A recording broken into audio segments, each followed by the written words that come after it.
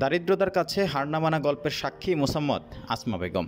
৪৮ বছর বয়সী এই মা একসময় অভাব ও দারিদ্র্যের সঙ্গে সংগ্রাম করেছেন। স্বামী দ্বিতীয় বিয়ের পর সংসার থেকে মুখ ফিরিয়ে নেন। স্বামীর রেখে যাওয়া ৩ সন্তানের ভরণ পোষণ নিয়ে চিন্তায় পড়ে যান এই মা। শত প্রতিকূলতার মাঝেও ভেঙে পড়েননি তিনি। সন্তানদের ভবিষ্যতের কথা ভেবে নিজেই সংসারের হাল ধরেন। শুরু করেন কঠোর পরিশ্রম ও সংগ্রাম। শত বাধা পেরিয়ে আজ তিনি একজন সফল মা।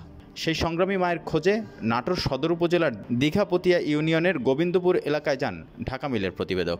সংগ্রামী জীবন নিয়ে কথা হয় মায়ের সঙ্গে। তিনি শুধু একজন সংগ্রামী মাই নন, সমাজের প্রতিনিধিও। বর্তমানে তিনি দীঘাপতিয়া ইউনিয়নের ৪, ৫ ও ৬ নং ওয়ার্ডের মহিলা ইউপি সদস্য।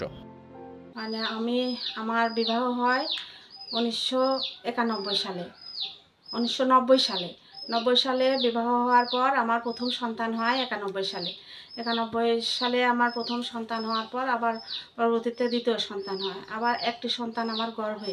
সেই অবস্থা রেখে আমার স্বামী দ্বিতীয় বিবাহ করে। দ্বিতীয় বিবাহ করার পর আমার তৃতীয় সন্তানও ভূমিষ্ঠ হওয়ার পরে আমার স্বামী আমাদের আর দেখাশোনা করে না।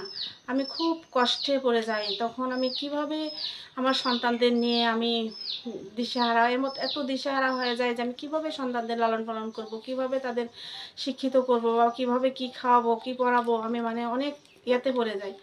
যাওয়ার পরে তারপরেও আমি হাল ছাড়িনি। আমি আমার সন্তানদের কষ্ট করে পড়াশোনা শেখাইছি। স্বামী আব্দুল বারীর দ্বিতীয় বিয়ে করলে সংসারে নেমে আসে কালো মেঘ। বিয়ের পর স্ত্রী ও সন্তানের খোঁজ খবর নেওয়া বন্ধ করে দেন স্বামী। এতে গর্ভে থাকা এক ছেলে সহ ৩ সন্তান নিয়ে অসহায় পড়েন এই মা। ছেলেদের ভরণ পোষণ নিয়ে দিশেহারা হয়ে পড়েন। তাদের ভবিষ্যতের কথা চিন্তা করে স্বামীকে অনেকবার বাড়ি ফেরানোর চেষ্টা করেছেন আসমা বেগম। তবুও পাষণ্ড স্বামী বাড়ি ফিরেননি। তিনি সন্তানদের লালন পালন করতে শুরু করেন সংগ্রাম। শত বাধার মুখে পড়ে সাহসের সঙ্গে মোকাবেলা করে এগিয়ে চলেছেন তিনি। নিজের জমানো সামান্য কিছু টাকা দিয়ে বাড়িতে হাঁস মুরগি ও চাষ শুরু করেন। আমার সন্তানদের নিয়ে আমি হাঁস মুরগি পালন করছি, তার ডিম বিক্রি করছি, গরু পালন করে গরুর দুধ বাসায় বাসায় পায়ে হেঁটে যে আমি বিক্রি করছি, বাসায় বাসায় দিয়ে আসছি। সেই টাকা পয়সা আমি আমার সন্তানদের পিছিয়ে আমি লেখাপড়ার পিছনে খরচ করছি। আমার বড় ছেলে এখন মাদ্রাসার শিক্ষক। সে হাফেজ এবং মাওলানা হয়ে মাদ্রাসায় এখন শিক্ষকতা করতেছে। আমি এখন বর্তমানে ইউপি সদস্য মেম্বার। আমি প্রচুর ভোটে আমি জয়লাভ করেছি। আমাকে সবাই জনগণ এত ভালোবেসেছে যে আমাকে ৫,০০০ ভোটে নির্বাচিত করেছে।